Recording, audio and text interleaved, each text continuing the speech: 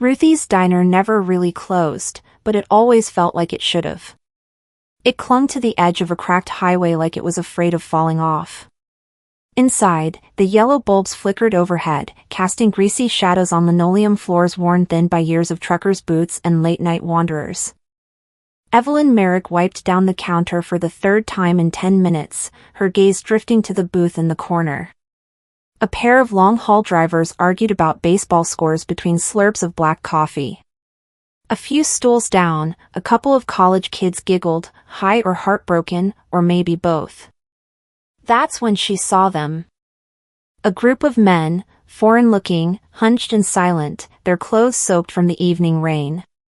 At their center sat a girl, thin, pale, couldn't have been more than 13. Her hands rested limp on the table, raw from work or worse. Her hair clung to her face like she didn't have the energy to push it back. The man beside her, suit too tight, face too smug, barked something in a low voice. He grabbed her wrist. Hard. Evelyn's spine stiffened. Something in her stomach turned cold. She had seen eyes like that before. Hollow. Like the light had been taken out a long time ago. She'd told herself for years she'd only been doing her job. Helping ICE sort paperwork. Just a desk. Nothing more. But she remembered the fear in those eyes, just like this girl's. And the sound of a mother screaming as they drove her children away. Then he yanked the girl harder. Evelyn didn't think. She just moved. Hey! Her voice cut through the diner like a slap. The man turned, scowled. Mind your own, lady. You let her go. He stood, towering, smirking. Or what? You'll call the cops? You think they care? Evelyn didn't blink. New Orleans Code 26:35. No minor labor after 10 p.m. unregistered employment. You want ICE here? His eyes flicked, calculating. Then he lunged. So did Evelyn. The coffee pot connected with a sickening smack, scalding liquid and shattered glass flying. The man stumbled, shrieking, clutching his chest. The diner erupted, screams, scraping chairs, the door chime jangling as people fled. Evelyn grabbed the girl's hand. Run! They bolted through the kitchen, steam and oil and shouted curses in Spanish surrounding them. Out the back, into the alley. Rain slammed into them, soaking Evelyn's apron, washing blood from her knuckles. They ran. Through one alley, then another. The girl stumbled but didn't cry. She just clung tighter. Would you step in if it meant becoming the target? Evelyn's voice echoed in her own head, but the answer had already been made. They found shelter 3 blocks down, a boarded-up chapel with busted windows and a rotting roof. Evelyn shouldered the door open, guiding the girl inside. The silence inside was heavy. Dust floated like spirits in the air. Evelyn dropped to her knees, trying to catch her breath. You okay? The girl didn't answer. Just stared. Name? A whisper. Nadia. Nadia, I'm Evelyn. No one's going to hurt you again. You're safe. I promise. Nadia shook her head. He said if I ran again, they'd find me. They always do. Evelyn hesitated, heart thudding. She remembered signing a deportation order years ago. Just another file. A kid. Gone. I won't let that happen, she said softly. Not again. Nadia looked at her, really looked. Something passed between them. They sat in silence, breath sinking with the creaks of the chapel. Then Evelyn saw it. Outside, beyond the broken stained glass, a flicker of motion. A silhouette. Tall. Still. Watching. She stood, heart pounding. Gripped a rusted candlestick from the altar. Outside, the rain fell in sheets. But he stood untouched. She stepped out, barefoot on cold concrete. "Who are you?" He didn't answer at first. Just tilted his head. Then, calmly, like they were old friends, he spoke. "Evelyn Merrick." She froze. "You shouldn't have interfered." Her grip tightened. "That girl's not yours. She belongs to more than just men like Harker." "How do you know my name?"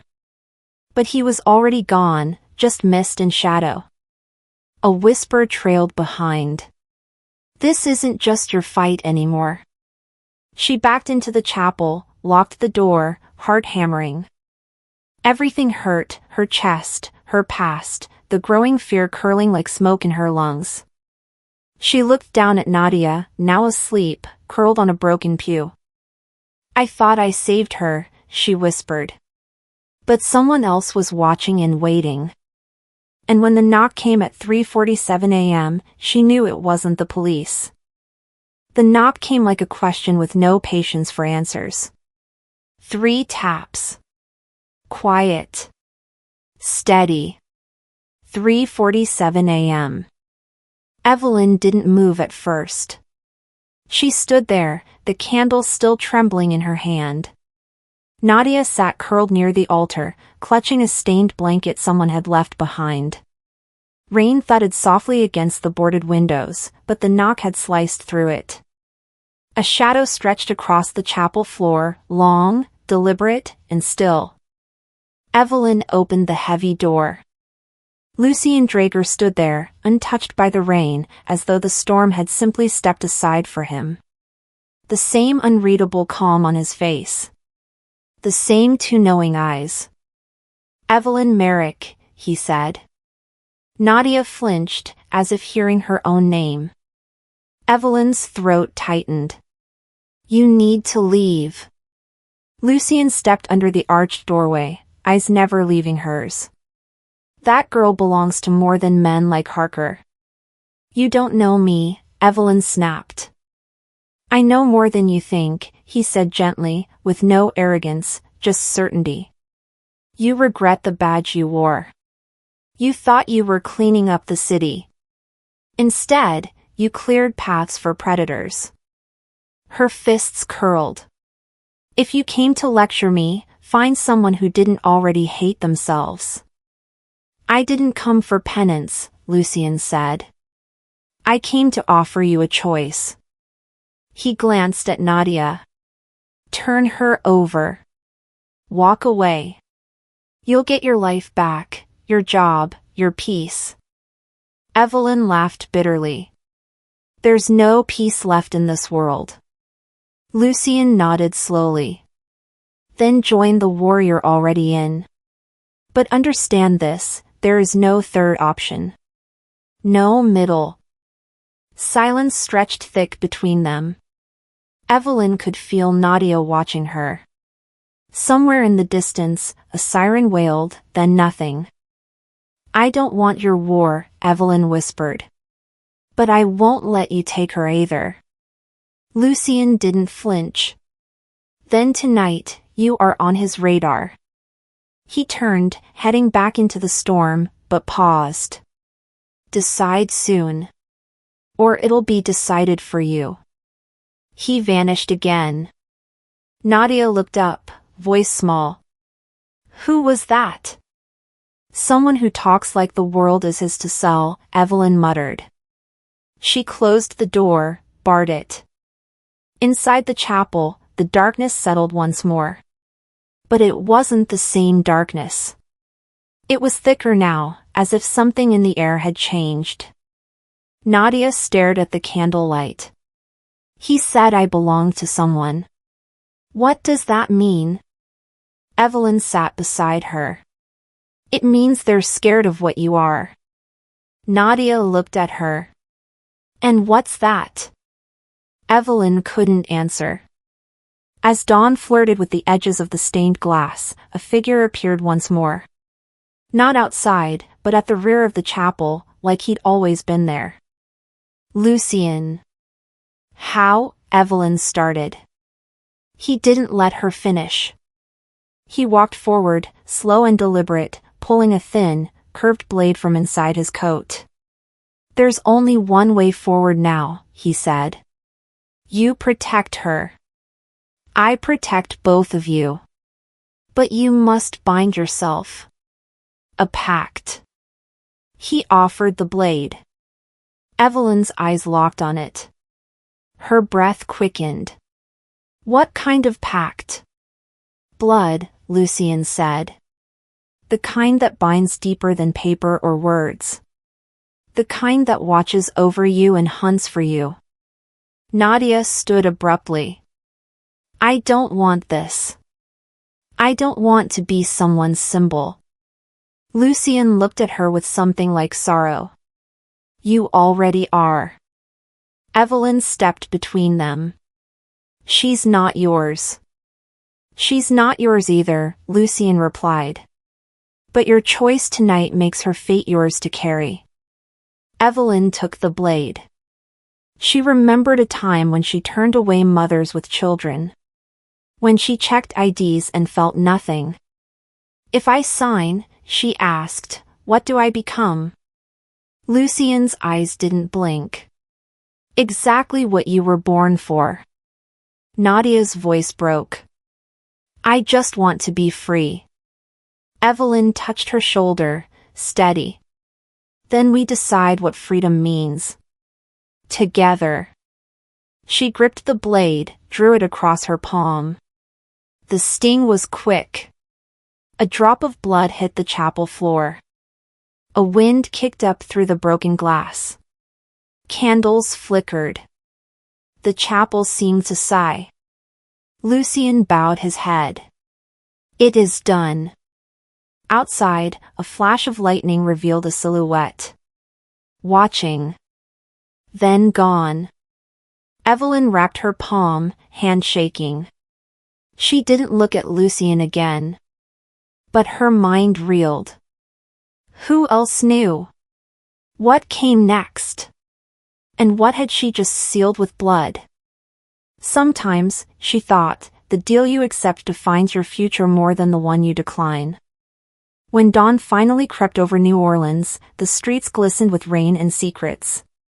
2 lives were now tied by blood. And 1 war had begun.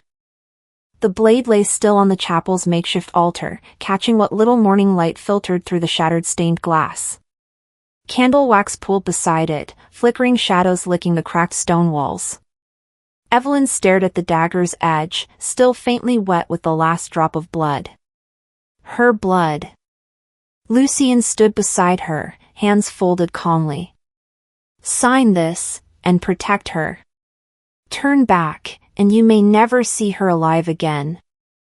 Evelyn didn't answer immediately. The words echoed in her head like a judgment.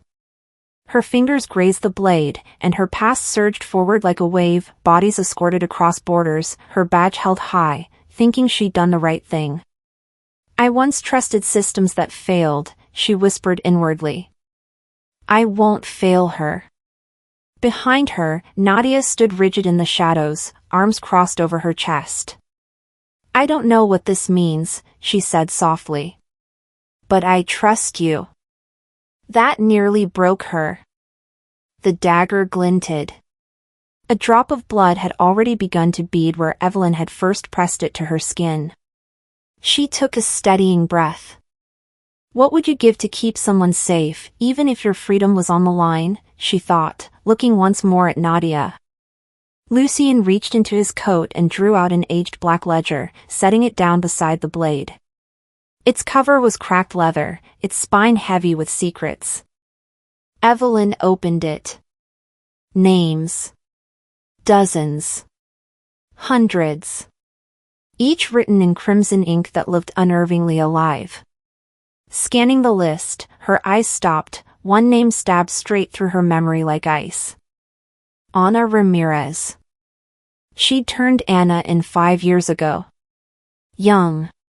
Frightened. She'd told herself she was just doing her job. Lucian watched her read. Some names stay with you, he said. She slammed the book shut. This ledger connects them, doesn't it? All of them. Harker's ring. You helped build their world, Lucian said, without malice. But now you burn it down. Evelyn turned to Nadia. I helped people like Harker before. I didn't know. I didn't ask. I thought silence was safer. It wasn't. Nadia's eyes darkened. You saved me from one monster, she said slowly. But are you sure you're not one now? The words hit like a slap, but not undeserved. Evelyn didn't flinch. I'm doing the only thing I know how, fight. Outside, footsteps scraped faintly against wet stone. Evelyn froze. Lucian tilted his head but didn't move. The moment passed. Evelyn picked up the blade again. She didn't hesitate this time. Lucian approached, sliding the ledger forward. Place your palm here. She nodded. Pressed her hand onto the altar. Lucian made a swift, clean cut across the skin. Blood trickled down her wrist, landing with a quiet pat into the book's hollow. Nadia moved closer and took Evelyn's other hand. Her grip was strong. Evelyn looked into her eyes. We make our own vows now, she said. Lucian's voice was almost reverent. From this moment on, you stand between two worlds. Neither fully in, nor fully out. Fear licked at the edge of Evelyn's mind like fire to dry wood. But resolve followed close behind. Courage isn't being fearless, she thought. It's acting despite it. In the rain beyond the chapel, a figure shifted in the clouds. Evelyn saw it, a presence, watching. Waiting. She turned her face back to Nadia. They had to move forward. There was no room for fear anymore. What if you regret this? Nadia asked. Evelyn's voice didn't shake. Then I regret doing nothing. She tied the cloth around her hand as Lucian stepped back. The candlelight flickered. The scent of iron lingered in the air. They moved toward the exit. As they reached the doors, the old ledger slipped from the altar, falling open with a soft thump. Nadia stepped back. Her name, Nadia Vale, was printed there in the same crimson ink. Her breath caught. Evelyn looked at Lucian. You said she belonged to more than just men like Harker. Lucian nodded once. She's not the only one thereafter. But she may be the last who matters. Evelyn closed the ledger. Her voice was low, final.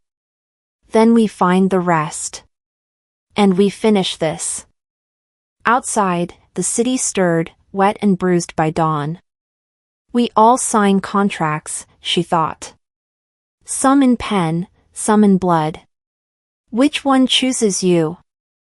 The rain had tapered to a cold mist, but inside the dim hideout, silence clung like wet wool.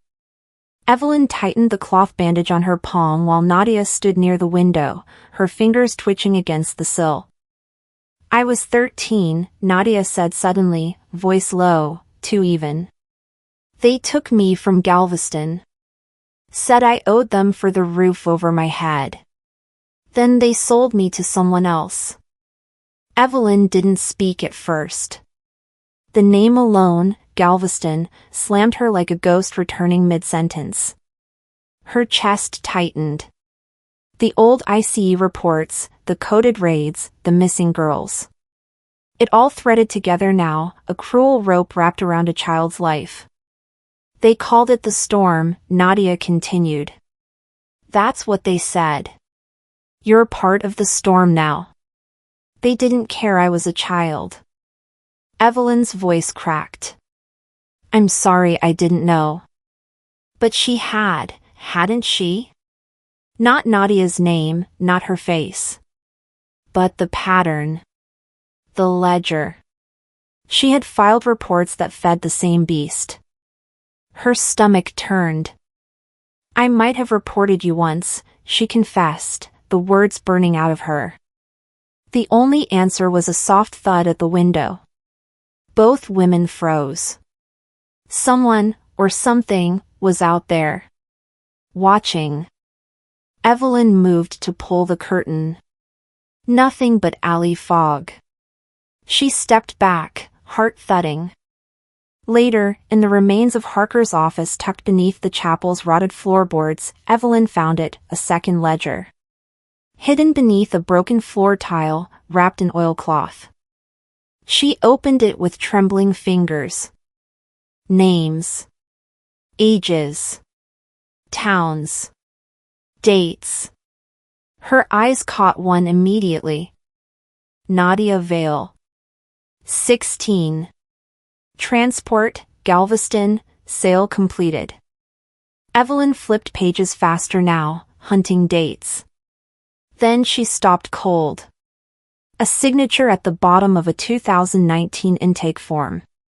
Her own initials. That was my file, she whispered.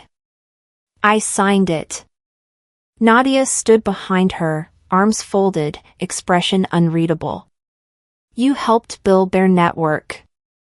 I didn't know, Evelyn said, hollow. God. I didn't know. On the corner desk, a grainy security monitor flickered. A still image of Lucien's pale face froze in the haze of static. Then, his voice, pre-recorded, seeped through the speaker. Some ghosts chase you for a lifetime. Evelyn stared at the screen, every muscle tight. She had no idea how Lucien had fed his image into that feed, but the message was clear. He knew. He always knew. She closed the ledger. We use this, she said, turning to Nadia. As leverage. We flip the script. What would you risk, she asked herself, to bring down the system you helped create? But when she returned to the office that evening, the ledger was gone. The desk was empty. Only a single torn page remained on the floor.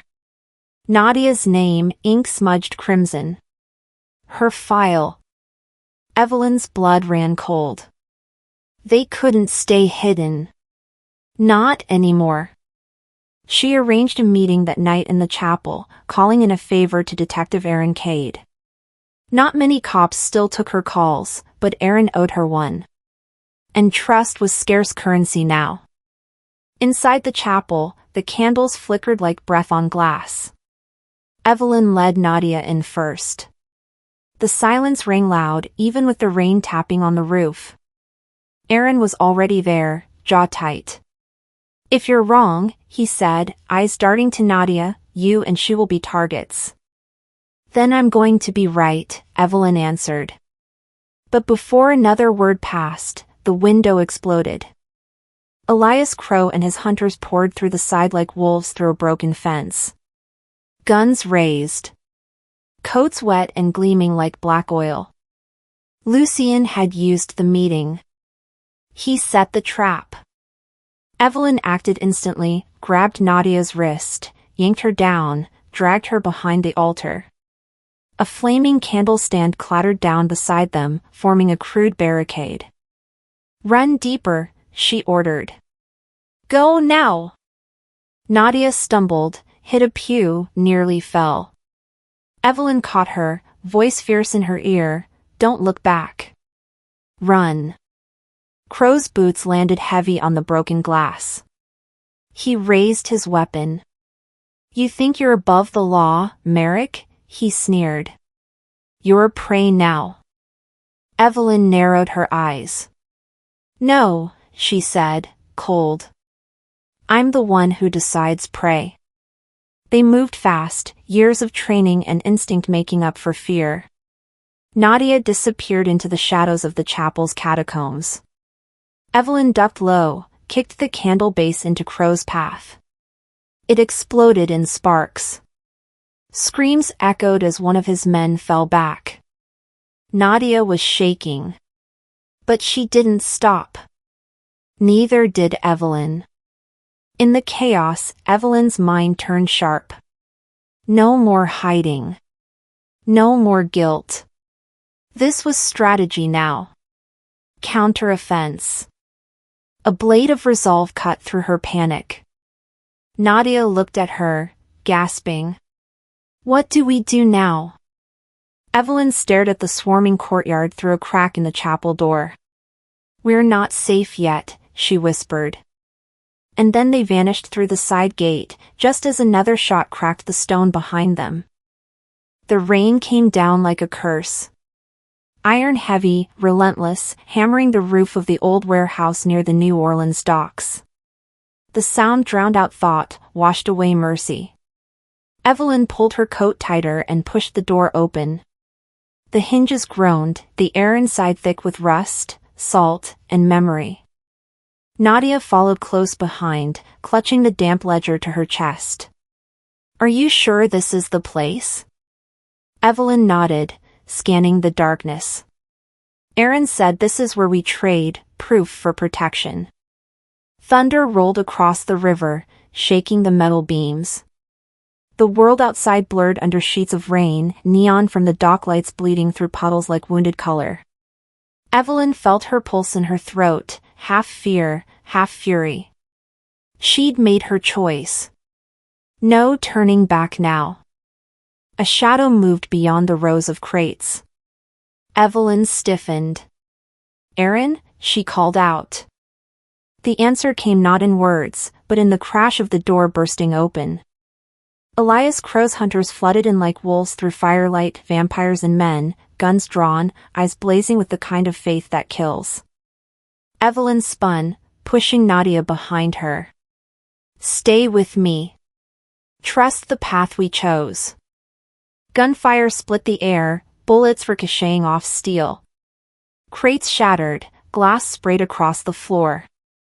The storm outside screamed through the holes in the wall, turning every sound into chaos.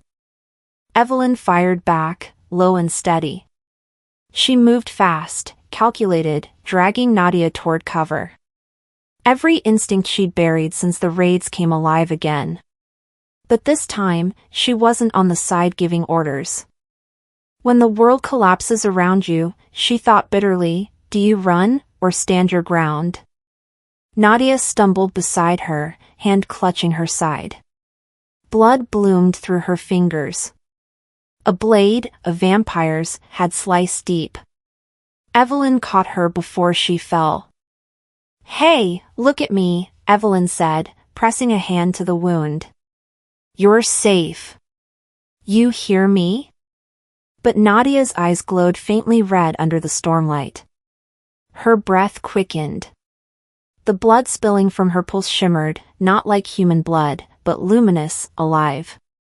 What's happening to me? She whispered. Evelyn stared, half terrified, half awed. We find the answer, she said. And we use it. Another attacker lunged, fangs flashing. Nadia gasped, body convulsing. The air shifted, crackling with unseen force. Then, an explosion of motion. The vampire was hurled backward, slammed into a pillar, bones snapping on impact. The warehouse froze. Even the hunters hesitated. Evelyn turned to Nadia, her face lit by the flicker of lightning. You did that. I didn't mean to, Nadia breathed. Doesn't matter. You can do it again. Evelyn stood, pulling Nadia to her feet. Go! I'll cover you. Bullets cut the air. Evelyn ducked behind a crate, using the soaked ledger to block a blow that would have shattered her skull. Splinters flew. Have you ever discovered a strength you didn't know you had when everything was against you? She wondered, firing again, every shot fueled by defiance. Then the air shifted again. A new presence. Lucien Drager stepped through the doorway, calm amid the storm. Rain streamed off his coat, but his face, untouched, unreadable. "Stop," he commanded. The word alone silenced half the room. The remaining hunters froze, uncertain whether to fire or kneel. Evelyn's gun stayed raised. "You set us up." Lucien met her gaze. "I saved you." "Saved?" she spat. "You sent them here." He took a slow step forward. "I sent them for me. Not for you." Nadia staggered, pale, trembling. Lucien's eyes softened when they met hers. "Your parents," he said quietly, "were not what you thought." Evelyn's heart lurched.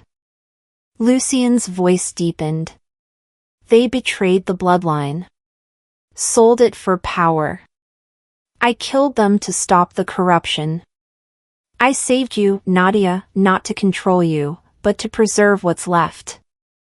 Evelyn's voice cut through the thunder. "You used her. You used all of us." Lucien's expression didn't waver. "I saved her from them, and from you." The words struck like lightning. Evelyn's hand trembled around her weapon. "You don't get to play God." "I already did," he replied, softly. The warehouse quaked as lightning struck the water outside, flooding everything in white light. The air hummed with energy, Nadia's blood glowing brighter in response. Evelyn realized, in a split second, that they were all standing in something much bigger than revenge or survival. The darkest storms, she thought, reveal the light you carry. Nadia stood, voice breaking but fierce. "I'm not your pawn." Lucien's eyes darkened, something ancient flickering behind them. "Then prove it." Evelyn grabbed Nadia's arm.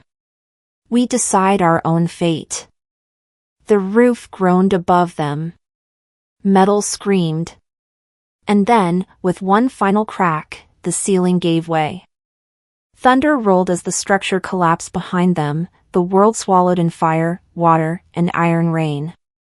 Evelyn pulled Nadia through the chaos, out into the open night. They stumbled across the flooded dock, breathless, alive. The storm raged on, but they were still standing. When your enemy becomes your savior, Evelyn thought, glancing back at the ruins, and your savior becomes the threat, who do you trust? Evelyn woke to silence thick enough to hum. The candles had long burned out, and the faint gray of pre-dawn leaked through the cracks in the boarded windows of the safe house. Her wrist ached. When she lifted her arm, the old scar shimmered faintly, pale light tracing the line where Lucien's blade had kissed her skin. It pulsed like a heartbeat that wasn't hers. Lucien's words lingered in her mind like smoke. "You were chosen." Chosen. That word crawled under her skin. It wasn't honor, it was a chain. Nadia sat near the door, wrapped in a blanket, her wide eyes catching the dim light. "What did you become?" she asked quietly. Evelyn stared at her reflection in the cracked mirror, hollow eyes, pale hand gripping the dagger still slick from blood. "Someone who won't let you down," she said, though her voice didn't sound like her own. "This contract didn't liberate me," she thought. "It bound me tighter than before." Outside, thunder rolled distantly. The front door creaked as if pushed by an unseen hand. A shadow passed the window, long, deliberate, waiting. Evelyn reached for her gun and stood without sound. The night hadn't ended. It had only changed its shape. Sometimes the deal you accept defines your future more than the one you reject. She turned to the table, where the ledger lay open. Another name had appeared on the list, written in crimson ink, fresh, wet. Her name. Evelyn Merrick. Subject, selected. Her stomach dropped. She wasn't outside the system, she was in it. Nadia noticed her pale expression. What is it? Evelyn swallowed hard. My name's in the ledger. I helped build the network I swore to destroy. Nadia's voice trembled. Then we're both targets. Evelyn nodded slowly. Yes. And that's why we end it. She picked up her phone and dialed Aaron Cade. His voice came through rough, half asleep. I have proof, she said. We need to move tonight. A long pause. Rain crackled over the line. This could blow the system wide open, or bury us both, Aaron replied. Then let's dig together, Evelyn said, ending the call. For a moment, she let herself feel it, the shame, the exhaustion, the quiet rage at what she'd become. Courage, she reminded herself, is acting when you're scared. Lightning flashed, illuminating the courtyard through the window. A figure stood outside, motionless. Lucien's silhouette, tall, soaped, unshaken. His voice slid through the glass like wind, break the chain or become the chain. Evelyn's breath caught. She turned to Nadia.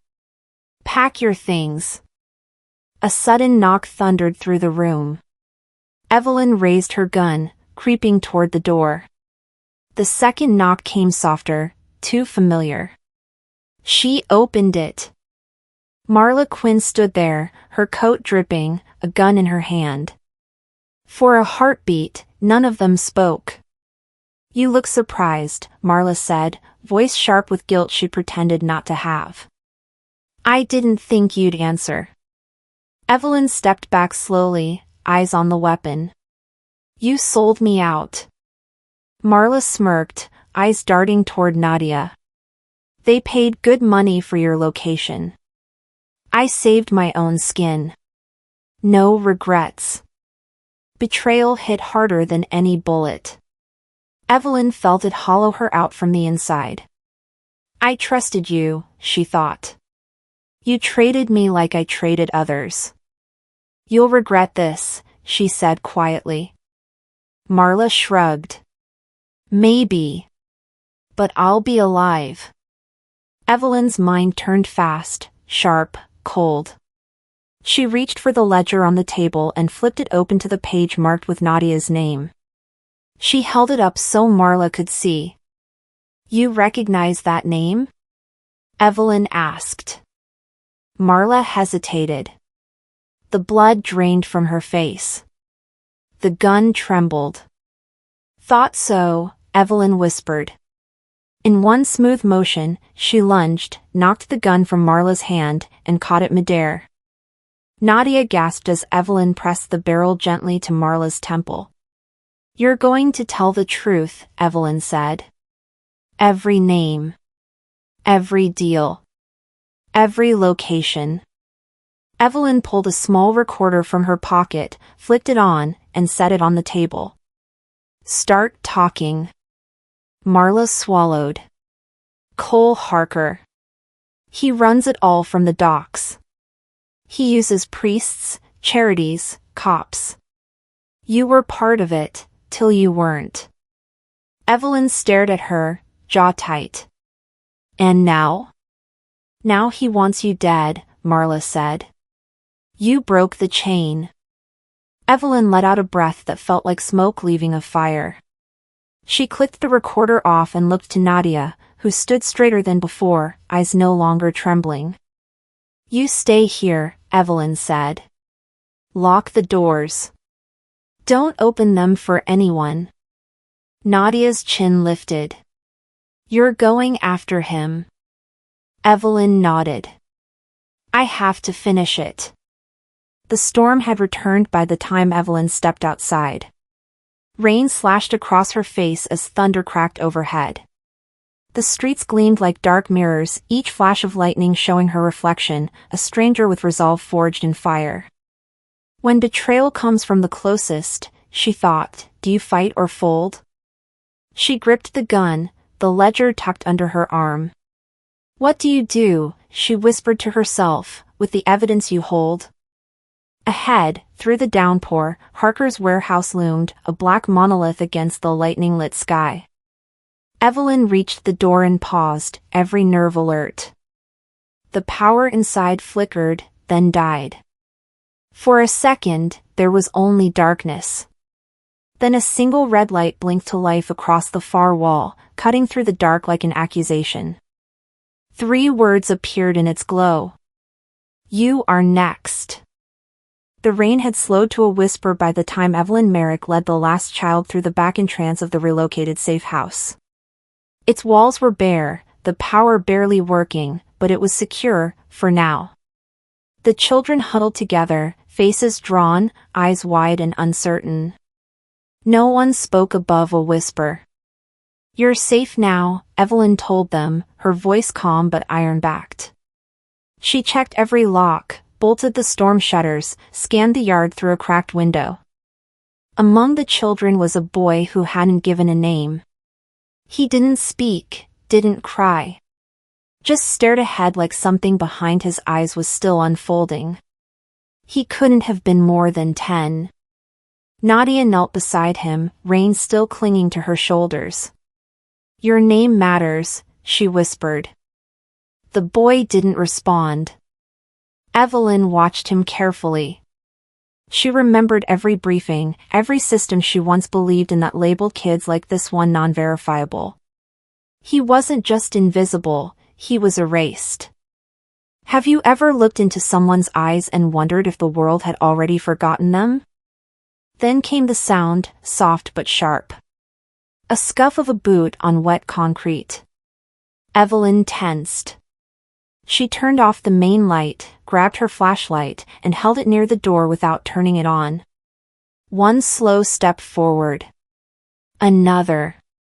Then it opened. Marla Quinn stood there, rain dripping from her hair, her gun already raised. "You made me invisible once," she said, her voice brittle. "Now I make you visible." Evelyn froze. "You sold their faces. You'll pay for this." Marla stepped into the doorway, framing herself in the flicker of hallway light. "Harker's network paid for every child you thought you saved. Every safe house, every ID. I held the receipts, Merrick." Evelyn swallowed her rage. "And the debt you hold is measured in lives." "You think you're different?" Marla asked. "You handed names over too." Behind her, Nadia moved quietly. Evelyn caught the motion and angled her head toward the security screen. "They're already here." 5 seconds, Marla. "Pick your side." Nadia reached behind the couch, yanked the power cord from Marla's phone, disabling its signal.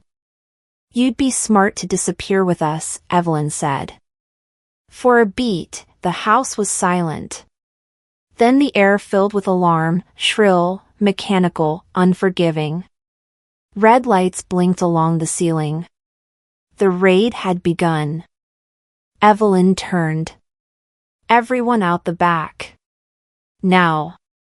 Children moved like shadows. She guided them through the kitchen and into the narrow alley behind the safe house. Rain returned with fury. The nameless child stumbled near the trash bins, falling hard. Nadia rushed to him, gripping his shoulders. "You're no longer invisible." He nodded. "Just once." Have you ever trusted someone only to discover your worst enemy wore a familiar face? Back inside, Evelyn slammed the rear door shut and dragged a bookcase in front of it. "Keep going," she shouted to Nadia. "I'll cover the rest." "No!" Nadia's voice cracked. "Yes," Evelyn snapped. "Get them to the van. Drive west. If you don't hear from me by morning, go dark." The boy hesitated in the alley. Evelyn crouched in front of him. "Your name starts now," she said, holding his face gently. Alex. Alex Rowan. His lips moved. Alex, he whispered. She nodded. Good. Now run. Then she turned back inside. Marla was waiting in the living room, flanked by a hunter, one of Elias Crow's own. His rifle gleamed, the barrel slick with rain. You've made your choice, Evelyn said, voice low. I did what I had to do, Marla spat.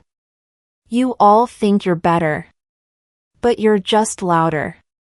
Evelyn reached into her coat, pulled out the ledger, and flipped to the page with Nadia's name, then Alex's. She held it in the beam of the hunter's flashlight. This, she said, is currency.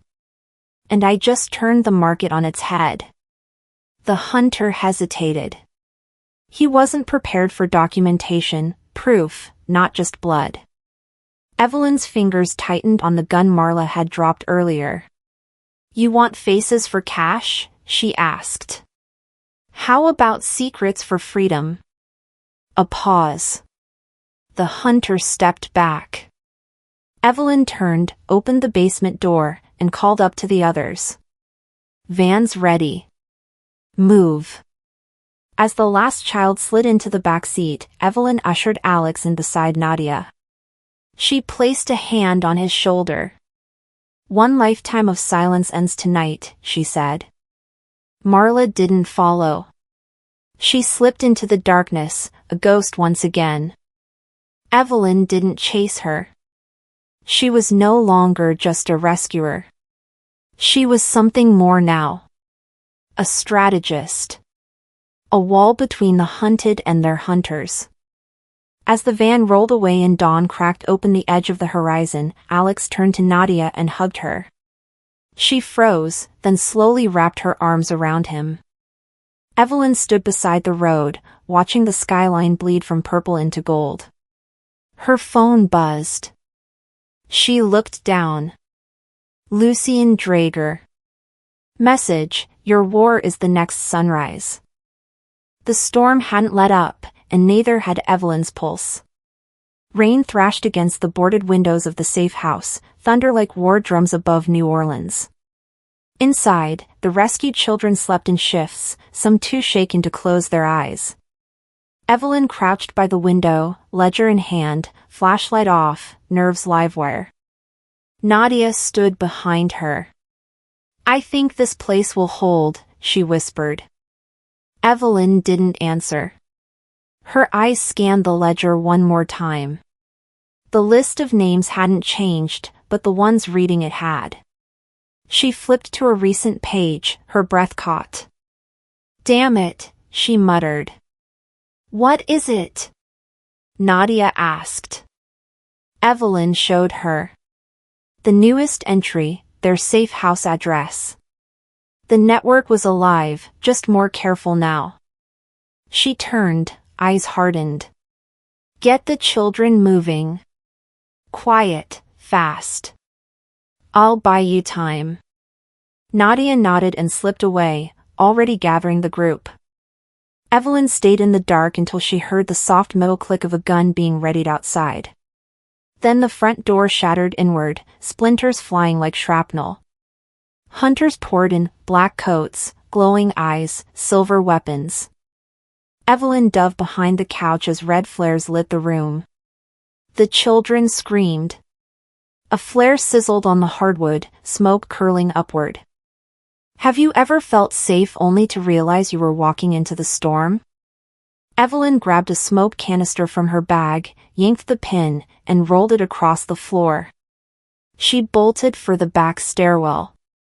The children were already disappearing up the steps with Nadia guiding them. They burst out onto the rooftop parking garage, the city slick and wild beneath them. Lightning flashed over the Mississippi, casting the group in stark silhouettes. Nadia gasped for breath. We can't keep running. Evelyn turned, eyes lit with resolve. We won't. We fight now. She pulled a compact device from her pocket, one she'd pre-programmed with evidence.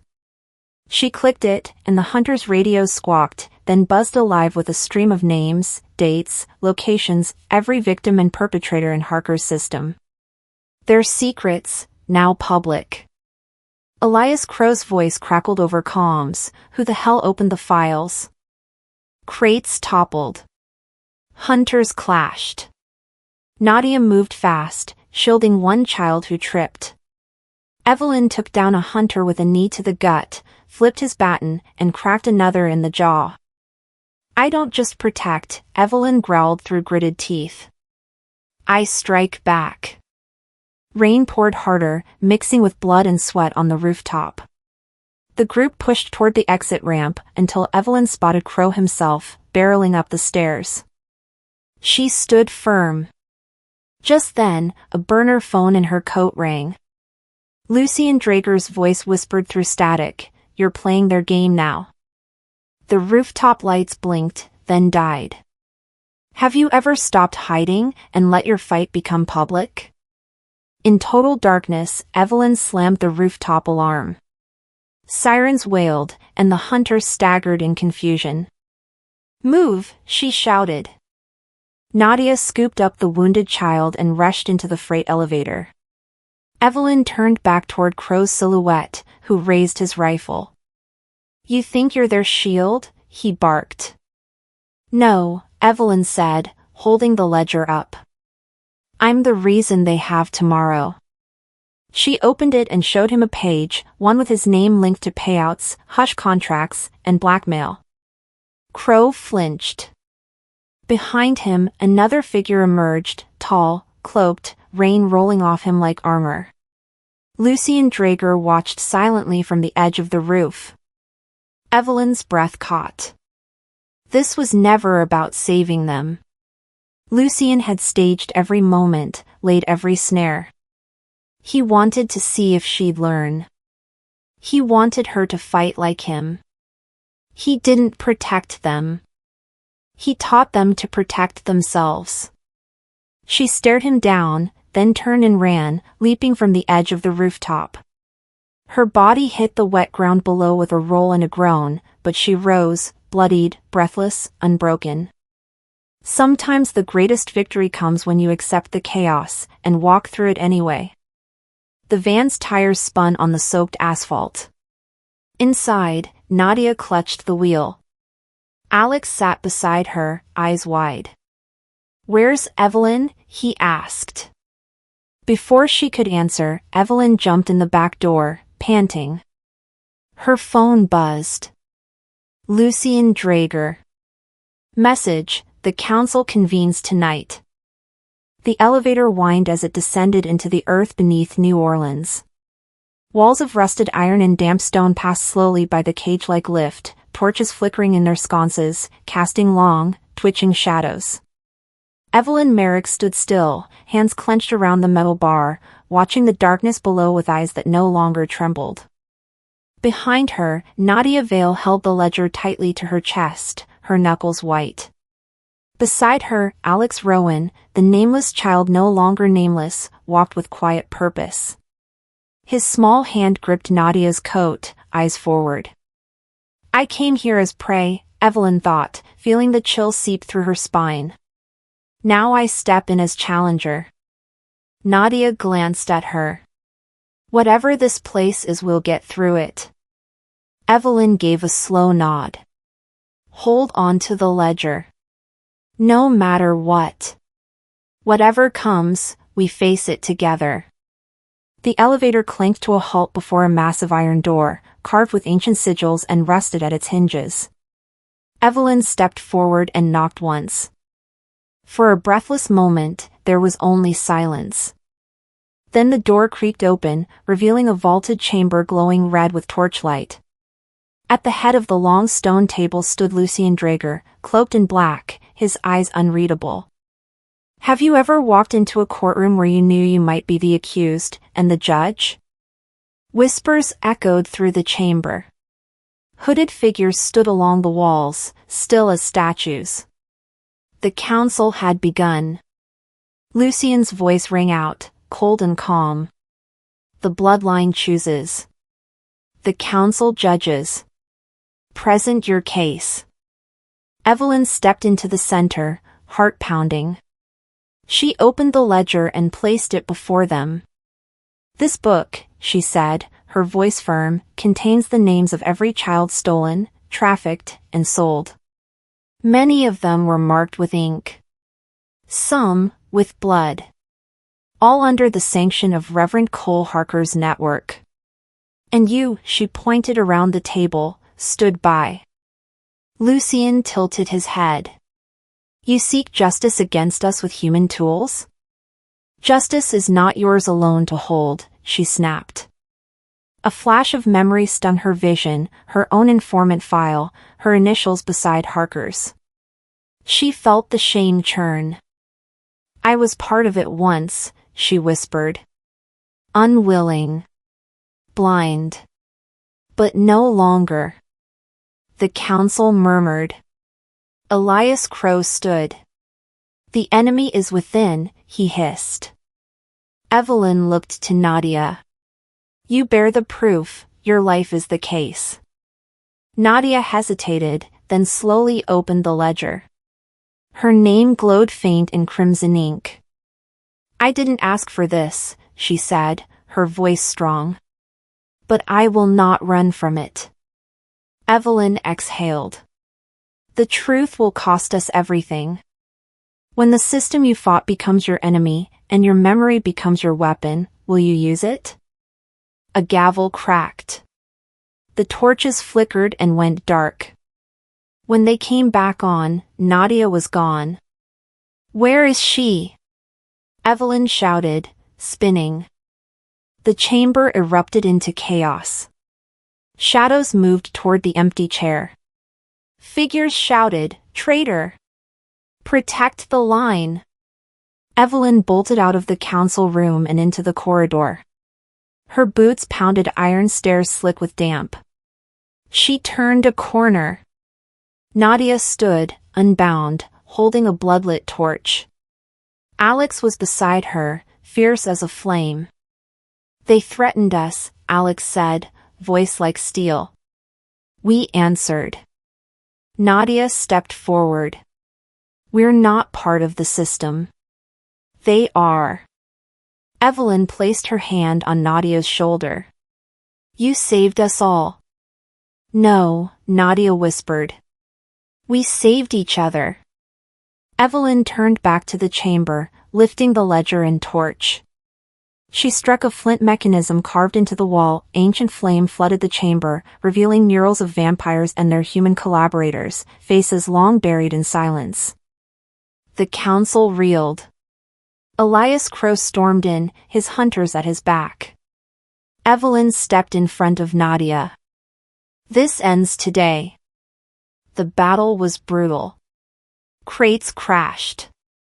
Torches fell. Crow lunged, Evelyn ducked and struck. Nadia's bloodline surged, her scream knocked two hunters back. Alex dashed between enemies, sowing confusion with thrown cinders. Lucien Drager appeared at the chamber's arch, watching, unmoved. You disrupt the cycle, he said calmly. Evelyn turned to him, eyes blazing. Then start the next one. When your fight becomes their trial and your victory becomes their reckoning, who are you fighting for now? As the smoke cleared and Crow collapsed unconscious, Lucien bowed his head in silence.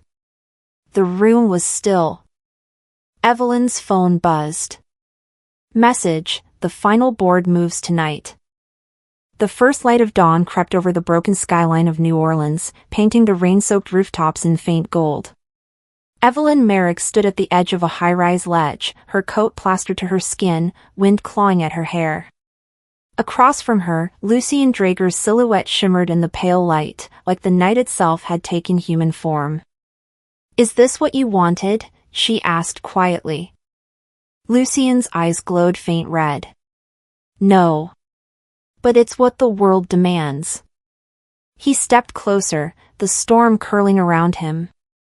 I will give her life, he said, nodding toward Nadia, who watched from the stairwell, shivering. But the price must be shared. I surrender my throne, my line, my curse. And you, Evelyn Merrick, must take half of it. Evelyn didn't flinch. You think I haven't carried curses before? This one binds deeper than guilt. She stared at him, chest rising slow but steady. I accept only what I must, to protect her.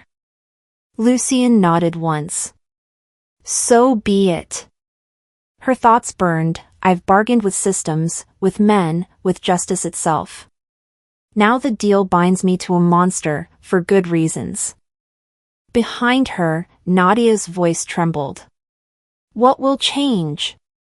Evelyn looked back. Everything. Lucien drew the blade. The moment steel touched skin, the wind exploded across the rooftop, flares of red light circling them like wildfire. Nadia screamed as a vampire hunter's flare shot upward, illuminating the chaos. Evelyn stood her ground, blood trailing from her wrist as Lucien whispered an ancient oath. Power shared, never owned. Life given, never free. The sky cracked open, and Evelyn felt the fire enter her veins. Have you ever taken on someone else's burden so they could be free? When the storm finally broke, Lucien staggered back, weakened, his power fading like mist. Evelyn's hand glowed faintly under the skin, a scar, pulsing with light. This isn't victory, she murmured, voice raw. It's responsibility. Nadia stepped closer, eyes wide. Then we carry it together. Evelyn smiled faintly, though exhaustion pressed into her bones. We do. Down below, the streets were still flooded. Evelyn gripped the broken railing and tested the strength surging through her body. She lifted a steel beam that blocked their escape, tossing it aside like driftwood. Nadia's gasp echoed against the dawn.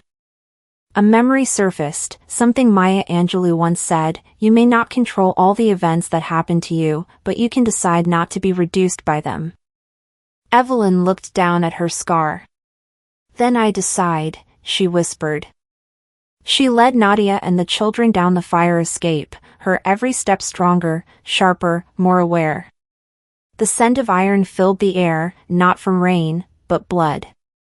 At the safe house, the sun crept across the wooden floorboards. Evelyn stood near the front door, holding the dagger by its hilt. The ranch-style property, once quiet refuge, now felt alive, a fortress waiting to be tested.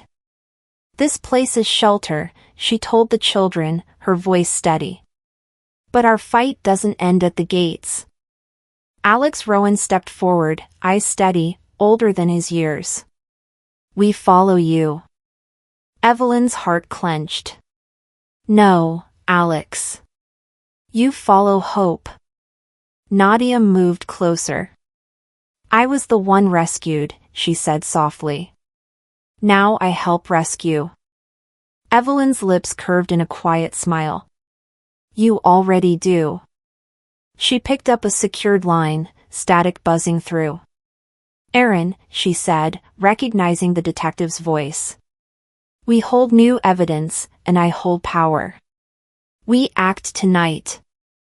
Cade's reply came low, sure. I'm ready when you are. Evelyn stared out the window. The fields beyond the house shimmered under the early sun, every droplet reflecting gold. Her thoughts whispered like prayer, survival is not enough. We rebuild. Have you ever looked at your scars and realized they weren't proof of weakness, but of who you became strong for? The ground trembled as the safe house alarm began to scream, its red light slicing across the morning air. Hunters again, too early, too close. Evelyn motioned for Nadia and the children to fall back. But before she could move, a tall shadow appeared at the gate, Lucien Drager, standing beneath the rising sun, no longer the king of vampires, but something far more human. He smiled faintly, voice carrying on the wind. Now you take the throne, Evelyn Merrick. She stared at him, the scar on her wrist burning like fire and faith combined.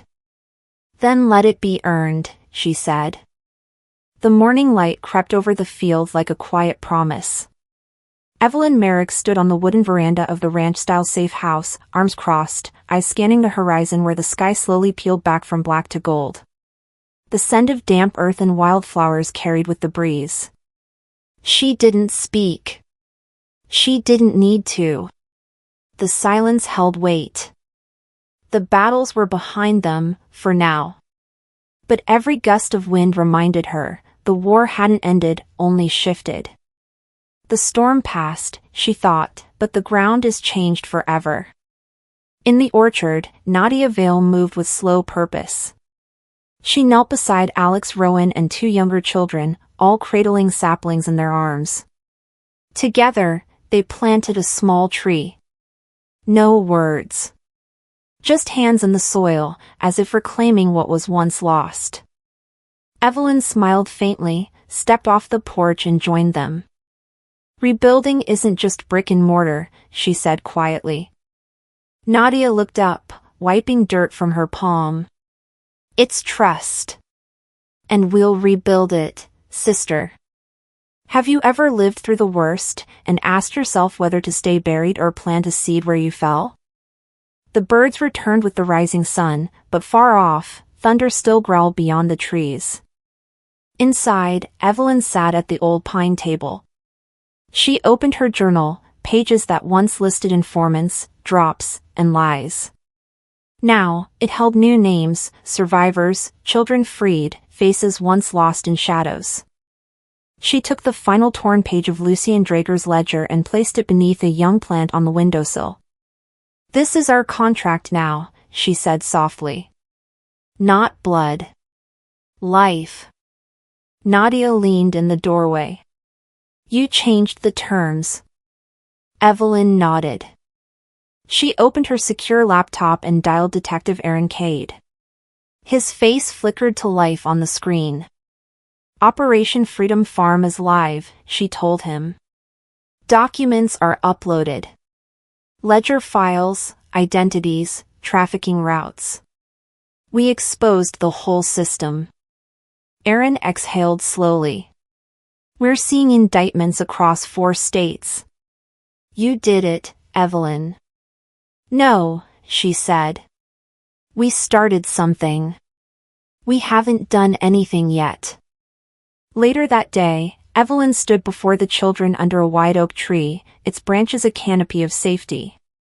You were sold. You were hidden. Some of you were forgotten. But today, she said, voice steady, you grow. She passed a pen to each child. Write your name into this ledger of survivors. Let the past record you as living. One by one, they signed. Nadia beside her, proud but silent. Evelyn's breath caught, because this wasn't redemption. It was direction. You don't just heal from your past, you build a future on its ruins. Then the spell broke. A sharp tone echoed from Nadia's phone. She checked it, brow furrowing. She turned the screen to Evelyn. Lucien's emblem glowed. A message beneath it, the contract sleeps, but the throne stirs. Dusk painted the ranch in warm orange hues. Evelyn and Nadia gathered their allies, survivors, and townsfolk in the field lit by lanterns. Together they inaugurated the first sanctuary for the silent. Evelyn took the makeshift stage, wooden crates and canvas. This place is not a victory, she said. It's a voice. Theirs. Nadia followed, calm and fierce. We never asked to be rescued. We asked to be seen. Evelyn recalled Maya Angelou's words, when we know better, we do better. And now, finally, they did. Children danced between rows of planted trees. Some were named after lost friends. Some after each other. The wind carried laughter. But Evelyn saw him, Lucien, standing at the edge of the property. Just a shadow in the gate's corner, head bowed. He had given up his power. Yet his presence lingered like unfinished business. Leadership, she thought, is not comfort. It's commitment. Have you ever become guardian of many and realized it's no longer about whether you survive, but who survives with you? As midnight struck and lanterns shimmered across the ranch, Evelyn's phone buzzed once. A single message. Checkmate begins tomorrow. The orchard whispered in the golden hush of twilight, trees now towering where once only saplings stood. Evelyn Merrick walked the dirt path slowly, her hand grazing the low-hanging fruit. The same path she'd once raced down in panic, now offered a kind of gentle peace. The scars remained, but they were roots now. Nadia Vale, taller and steady, her hair sunwoven and her voice sure, approached with a young girl close behind. The girl was no older than 7. Quiet eyes. Dark curls. A guarded hope behind them. Evelyn bent down, smiling warmly. You must be Tess. The girl nodded, unsure. You saved me? Tess asked, barely above a whisper. Evelyn shook her head. No, Tess. You helped us. She led her toward the orchard's center. Children laughed in the distance, chasing each other between the rows. Evelyn's heart softened. Redemption isn't a destination, she thought. It's a cycle we keep alive by passing the torch. Have you ever helped start something you weren't sure you'd finish, but watched it grow anyway? Tess sat near a low tree, listening as the wind pushed through the branches. Then she looked up and asked, Miss Merrick, do you believe in vampires? Evelyn's breath hitched. She glanced at Nadia, then knelt beside Tess. I believe in what saves people, she said. At that moment, Evelyn's tablet buzzed in her pocket. A faint red glow pulsed on the screen, Lucian Drager's symbol. The contract ends. The loop begins.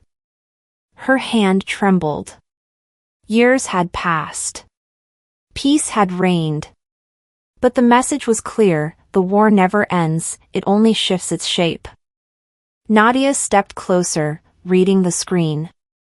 The silence, it was always the real enemy. We thought the council was our fight, Evelyn whispered. But it's the forgetting that undoes everything we built. We now protect the loop.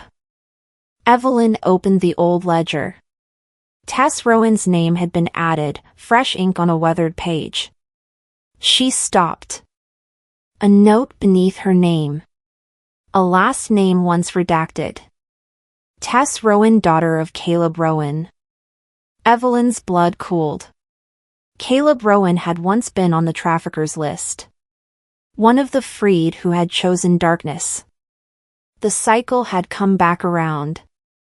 When the child you rescue is tied to the ones you fought, do you see victim, victor, or a new beginning? She felt the shift before it showed. The orchard lights flickered. The wind picked up. A silhouette leaned against a tree at the edge of the grove. Tall. Still. Familiar. Lucian Drager. No threat in his posture. No blade. Just presence. Evelyn rose, flashlight in hand, and stepped forward. The loop of light is ours now, she said quietly. Are you in, or out? At dusk, under the newest planted rowan tree, Evelyn stood with Nadia, Tess, and Alex Rowan, now older, a mentor in his own right. A small crowd had gathered, children, volunteers, survivors who returned as protectors. Lanterns hung from the trees, casting warm halos over the earth. This shelter is not our end, Evelyn said. It is your beginning. She turned to Tess.